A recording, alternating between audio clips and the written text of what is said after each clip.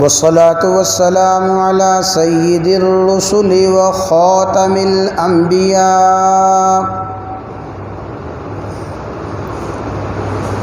اللهم صل على سيدنا ومولانا محمد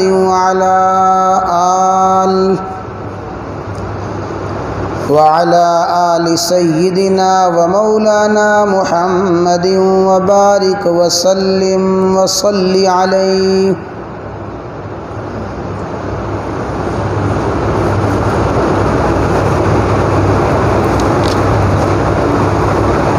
انسانیت کے آخری ہادی اور امت مسلمہ کے آخری قائد، راہبر اور مصلح حضرت سیدنا مہدی علیہ الرضوان کب ظہور فرمائیں گے؟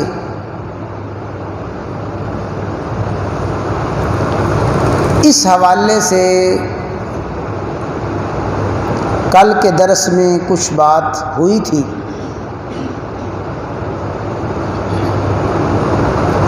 علماء نے، محققین نے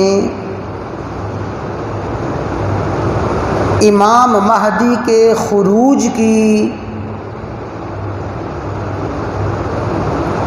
تمام احادیث کو جمع کر کے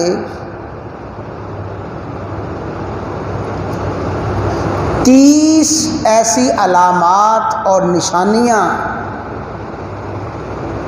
لکھی ہیں کہ امام مہدی کے ظاہر ہونے سے پہلے تین بڑی بڑی علامات اور 30 بڑی بڑی علامات اور 30 بڑی بڑی نشانیاں پیش آئیں گی۔ لیکن اگر ان تمام علامات اور نشانیوں کو بیان کیا جائے تو بات بہت زیادہ پھیل جائے گی۔ ہم چاہتے یہ ہیں کہ بات کو پھیلایا کم جائے اور بڑھایا زیادہ جائے، اس لیے مختصراً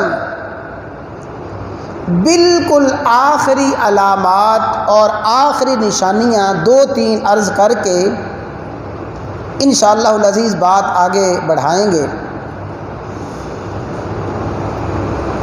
سیدنا مہدی رضی اللہ تعالی عنہ کا ظہور اور ان کے ہاتھ پہ بیعت محرم الحرام کے مہینے میں اور عاشورہ محرم یعنی محرم کی 10ویں تاریخ کو ہوگی۔ محرم کا مہینہ اور عاشورہ محرم الحرام، اس محرم کے مہینے سے پہلے جو رمضان آئے گا، اس رمضان المبارک میں امام مہدی کے ظہور کی بہت بڑی علامت اور نشانی انسانیت کو دکھلائی جائے گی۔ وہ ایسی نشانی، ایسی علامت ہوگی، علماء نے لکھا ہے کہ اس طرح کی نشانی کائنات میں اللہ تعالیٰ نے نہ پہلے کبھی دکھائی ہے اور نہ اس کے بعد وہ نشانی دکھائیں گے۔ اس کو بڑی توجہ کے ساتھ سمجھیں۔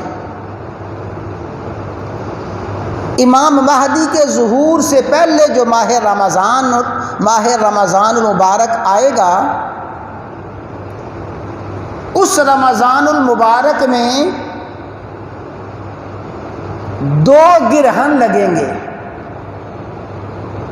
چاند گرہن اور سورج گرہن۔ سورج گرہن بھی رمضان میں لگے گا اور چاند گرہن بھی رمضان المبارک میں ہوگا۔ اور یہ تو کوئی غیر معمولی بات نہ ہوگی، ایک مہینے میں چاند کو بھی گرہن لگے، سورج کو بھی گرہن لگے، پہلے بھی ہوا ہے، ہو سکتا ہے، لیکن خاص جو بات ہوگی اس کو سمجھیں، اور آپ کے لیے بھی بالکل نئی بات ہوگی۔ حالانکہ جو علم الفلکیات کے ماہر ہیں،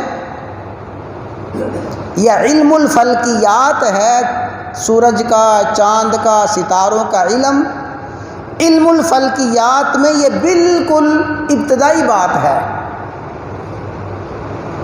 وہ یہ کہ اصول ہے، ضابطہ ہے، قاعدہ اور قانون ہے کہ جب بھی چاند کو گرہن لگتا ہے تو وہ مہینے کی وسط میں، مہینے کی درمیانی تاریخوں میں چاند کو گرہن لگتا ہے، یعنی 13، 14، 15، یہ جو وسط مہینہ ہے، مہینے کا درمیان ہے، جب بھی چاند کو گرہن لگتا ہے انہی تاریخوں میں، اس سے پہلے بھی، اب بھی، اور جب بھی لگتا ہے، مسلمہ اصول ہے کہ چاند کو جب بھی گرہن لگتا ہے تو کب لگتا ہے جی؟ یعنی مہینے کے درمیانی تاریخوں میں۔ اور سورج کو جب گرہن لگتا ہے، سورج کو گرہن لگتا ہے مہینے کی آخری تاریخوں میں، 27، 28، 29۔ یہ ایک فلکیات کا اللہ تعالیٰ نے اصول اور ضابطہ رکھا ہے۔ جب بھی چاند گرہن ہوگا مہینے کی درمیانی تاریخوں میں، سورج گرہن ہوگا مہینے کی آخری تاریخوں میں، لیکن سیدنا مہدی رضی اللہ تعالیٰ عنہ کے ظہور سے پہلے جو رمضان المبارک آئے گا، پہلے چاند گرہن لگے گا، لیکن بالکل آغاز میں 1، 2، 3 رمضان کی بالکل ابتدائی تاریخوں میں چاند کو گرہن لگے گا، اور رمضان کی بالکل آخری تاریخوں میں سورج گرہن ہوگا۔ یہ بہت بڑی علامت اور بہت بڑی نشانی ہوگی کہ اس ہادی اعظم، اس مصلح اور قائد کا ظہور بالکل قریب آ گیا ہے۔ چاند گرہن، سورج گرہن ہوگا، رمضان المبارک میں ہوگا، عام معمول سے ہٹ کے چاند گرہن ہوگا مہینے کے بالکل آغاز میں، سورج گرہن ہوگا مہینے کے اختتام پہ۔ یہ رمضان گزرے گا، رمضان گزرنے کے بعد پھر کیا ہوگا؟ اس حدیث مبارکہ میں جو بات بیان فرمائی گئی ہے، فرمایا یکون اختلاف عند موت خلیفہ، ایک بادشاہ کی موت پر اختلاف ہو جائے گا۔ بادشاہ کی موت ہوگی، اختلاف ہوگا، اور پھر وہ اختلاف بڑھتا بڑھتا پورے عرب کے قبائل میں، عرب کے خاندانوں میں، عرب کی سرزمین میں اختلاف بڑھتا جائے گا، بڑھتا جائے گا، اور بادشاہت کے حصول پہ بہت بڑی جنگ ہوگی۔ یہ شوال کا مہینہ، ذی قعدہ کا مہینہ ایسے ہی گزرے گا، حتیٰ کہ ذوالحجہ آ جائے گا، ذوالحجہ میں تیسری بڑی علامت یہ ہوگی کہ میدان منا میں عین حج کے دنوں میں منا کے میدان میں بہت زیادہ خون ریزی ہوگی، شدید قتل، جنگ، لڑائی ہوگی۔ یہ 3-4 بڑی بڑی آخری علامات ہوں گی رمضان المبارک میں،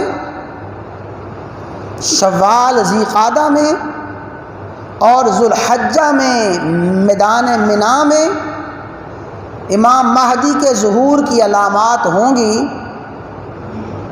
تھوڑی سی بات ہم سمجھ سکتے ہیں کہ اس وقت امت مسلمہ کے حالات کیا ہوں گے۔ پوری کی پوری امت کس انتشار کا، افتراق کا شکار ہوگی۔ کوئی قائد، کوئی راہبر، کوئی رہنما نہ ہوگا۔ پھر محرم الحرام میں عین بین الرکن والمقام، حدیث کے الفاظ ہیں، بین الرکن والمقام، رکن اور مقام کے درمیان امام مہدی کا ظہور ہوگا۔ رکن سے مراد ہے رکن یمانی، اور مقام سے مراد ہے مقام حجر اسود۔ یہ رکن یمانی ہے اور یہ حجر اسود ہے جو درمیان والی جگہ ہے۔ اس درمیانی جگہ پہ امام مہدی کو پہچانا جائے گا، اور حدیث میں آتا ہے کہ اس وقت 7 اللہ کے مقرب نیک بندے ہوں گے جو مختلف ممالک سے، دنیا جہان سے، کوئی کسی ملک کا، کوئی کسی ملک کا، وہ 7 اللہ کے بندے جو اپنے اپنے مقام پہ اور اپنے اپنے ملک میں امت مسلمہ کی قیادت اور رہنمائی کرنے والے ہوں گے۔ بہت سے لوگوں نے ان 7 لوگوں کے ہاتھ پہ بیعت کی ہوگی، گویا اس وقت کہ وہ اہل حق کے نمائندہ، اہل حق کے قائد ہوں گے۔ وہ 7 بندے، اللہ کے نیک بندے، اس وقت حرم میں ہوں گے، امام مہدی کو طواف کرتے ہوئے دیکھیں گے، اور اللہ تبارک و تعالیٰ کی دی ہوئی بصارت سے اور اللہ تعالیٰ کی عطا کی ہوئی فراست سے وہ 7 بندے پہچان لیں گے کہ دنیا کا آخری ہادی اور نجات کنندہ یہی ہے، مہدی یہی ہیں۔ وہ 7 اللہ کے نیک بندے ہوں گے، میں نے عرض کیا کہ اپنے اپنے علاقے میں، اپنی اپنی سرزمین پہ، اپنے اپنے مقام پہ وہ بھی قائد ہوں گے اور اہل حق کے نمائندہ ہوں گے۔ جب وہ پہچانیں گے، امام مہدی سے عرض کریں گے کہ حضرت، ہم نے جو علامات اور نشانیاں پڑھی ہیں، دیکھی ہیں، آپ میں پوری پوری پائی جاتی ہیں، کیا آپ ہی وہ مہدی ہیں جن کی خبر دی گئی ہے؟ آپ ہی وہ قائد ہیں جو انسانیت کے نجات دہندہ ہیں؟ امام مہدی جب یہ بات سنیں گے تو یہ حدیث کے الفاظ ہیں، وَهُوَ كَارِهٌ، کاری، وہ اس بات کو ناپسند کریں گے کہ مجھے قائد بنایا جائے، مجھے رہنما بنایا جائے، مجھے پیشوا بنایا جائے۔ وہ پیشوائی سے، رہنمائی سے اور سرداری سے بچنے کے لیے ان لوگوں سے فوراً ہاتھ چھڑائیں گے، حرم مکی سے باہر نکلیں گے اور باہر نکل کے غائب ہوں گے اور چلتے چلتے مدینہ منورہ میں جا کے پناہ لے لیں گے۔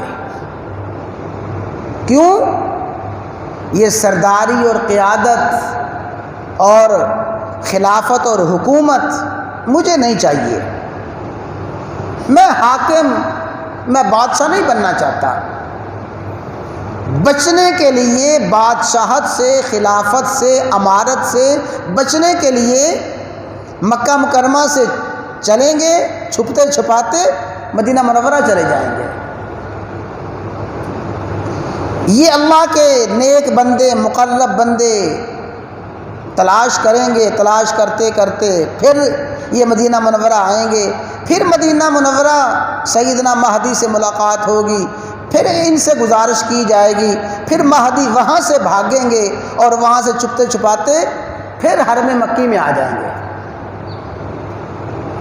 اب یہاں ایک بات سمجھ لیں، جو کہ امام مہدی کی سچائی کی، حقانیت کی اور ان کے برحق ہونے کی سب سے بڑی علامت ہوگی۔ رسول اللہ صلی اللہ علیہ وسلم نے ارشاد فرمایا، جو شخص قضا کا عہدہ، حکمرانی کا عہدہ از خود طلب کرتا ہے، خود چاہتا ہے مجھے بادشاہ بنایا جائے، مجھے حاکم بنایا جائے، اس کے دل میں بڑی خواہش، بڑی طلب، بڑی تڑپ ہوتی ہے بادشاہ حاکم بننے کی، اللہ تعالیٰ اس کو اسی کے سپرد کر دیتے ہیں کہ اللہ بادشاہ بن جا، اب اپنی جو مرضی کرتا رہے، میری مدد، میری تائید تیرے ساتھ نہیں ہوگی۔ یہی وجہ ہے کہ خلافت راستہ کے دور میں جس کو بھی خلیفہ بنایا گیا، ان کو انتہائی مجبور کر کے، زور دے کے خلافت کا بوجھ ان کے کاندھے پہ ڈالا گیا۔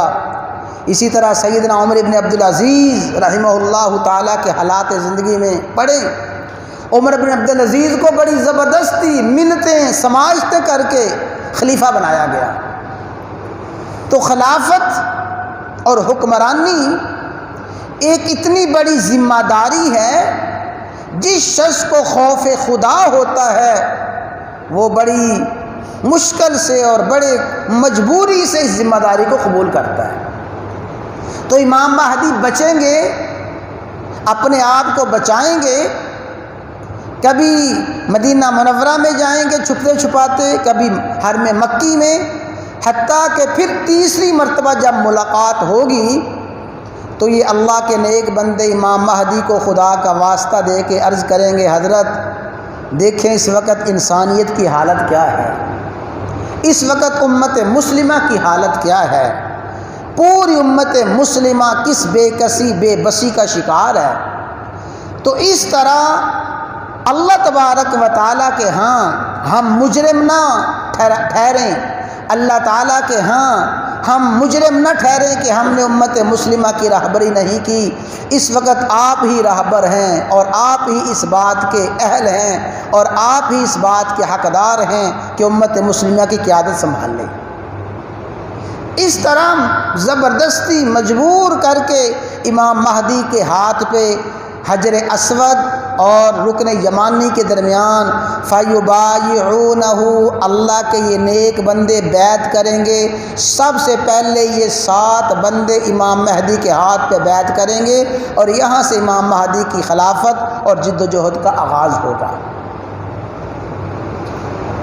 اس میں یہی بات ہے کہ امام مہدی اس عہدہ قضا کو، عہدہ حکمرانی کو بڑی زبردستی کر کے اور مجبور کر کے، یعنی ان کو مجبور کیا جائے گا، مجبور کیا جائے گا، پھر امام مہدی اس عہدے کو سنبھالیں گے۔ اسی سے معلوم ہو گیا کہ تاریخ میں بہت سے ایسے گمراہ لوگ گزرے ہیں جنہوں نے از خود دعوی مہدیت کیا، اور یہ بھی تاریخ کا ایک بہت بڑا حصہ ہے کہ کن کن لوگوں نے امام مہدی ہونے کا دعویٰ کیا، جو امام مہدی ہونے کا از خود دعویٰ کرتا ہے اس کا دعویٰ کرنا ہی اس کے کذب، اس کے جھوٹ اور اس کے باطل پہ ہونے کی سب سے بڑی نشانی ہے۔ اس لیے کہ سچا مہدی، حقیقی مہدی، وہ از خود کبھی بھی مہدی ہونے کا دعویٰ نہیں کرے گا، وہ از خود کبھی بھی اس ذمہ داری کو ادا کرنے کا اعلان نہیں کرے گا۔ وَهُوَ كَارِهٌ، ناپسند کرے گا کہ یہ بہت بڑی ذمہ داری ہے، میں حکمران نہیں بنتا، بادشاہ نہیں بنتا، ان کو مجبور کر کے اور ان کو زبردستی ان کو وعدے معاہدے کروا کے ان کے ہاتھ پہ بیعت کی جائے گی۔ تو اس طرح امام مہدی کب، امام مہدی کون ہوں گے، ان کا خاندانی تعارف وہ عرض کیا گیا۔ امام مہدی کب آئیں گے، کہاں پہ آئیں گے، کیسے آئیں گے، یہ بات عرض کی گئی ہے۔ اب اگلی 2-3 باتیں ہیں انشاءاللہ العزیز، وہ اگلے درس میں عرض کی جائیں گی، جو بڑی اہم باتیں ہیں کہ امام مہدی تشریف لانے کے بعد کیا کریں گے، ان کی جد و جہد کیا ہوگی، ان کا پیغام کیا ہوگا، ان کا مشن کیا ہوگا، اور وہ انسانیت کو کیا سبق دیں گے اور کیا جد و جہد کریں گے۔ اور اس وقت امام مہدی کے ہاتھ پہ بیعت کرنے والے، امام مہدی کی تائید کرنے والے کون سے خوش قسمت خوش نصیب لوگ ہوں گے۔ اور پھر امام مہدی کے ہی دور میں دجال کا خروج ہوگا، حضرت عیسیٰ علیہ السلام تشریف لائیں گے۔ ان باتوں کو انشاءاللہ العزیز مختصر عرض کیا جائے گا۔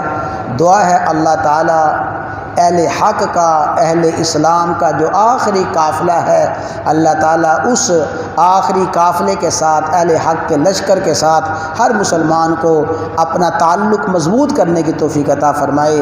اللہ تعالیٰ راہ حق کو سمجھنے کی، راہ حق کو قبول کرنے کی اور راہ حق پہ چلنے کی، اور راہ حق پہ ہی اللہ تعالیٰ میری اور آپ کی موت فرمائے۔